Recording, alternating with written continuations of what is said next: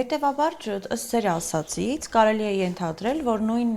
եվրոպացիներին պետք է որ ձեռնտու լինի Հայաստանում կատարել ներդրումները, այսինքն եվրոպական բանկերի ցածր տոկոսով վարկեր վերցնել եւ գալ Հայաստանում ներդրումներ կատարել։ Այդ դեպքում ինչու չեն gալիս։ Ինչու Հայաստանը այդպես էլ չի դառնում գրավիչ եվրոպացիների համար ներդրումների տեսանկյունից։ Ma io credo che in un certo senso lo facciano, non sono sicuro, no? Perché magari investono sulla valuta, la valuta negli ultimi anni, la valuta armena è abbastanza stabile, no? Ես մտածում եմ, որ ինչ որ միտեղ դա անում են։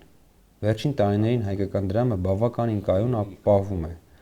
Ավելին կարող եմ ասել, որ շատ ավելի բարելավել է այս մասը, որովհետև ես հիշում եմ, անցյալում կար պահ, որ մի եվրո գնելու համար պետք էր 700 դրամ, հետո կամաց կարգավորվեց։ Հիմա նկատում եմ, որ կայուն պահվում է, թե եվրոն, թե դոլարը, երևի ինչ որ մի եվրոպական բանկ տալիս էլ է փող, բայց ես չգիտեմ։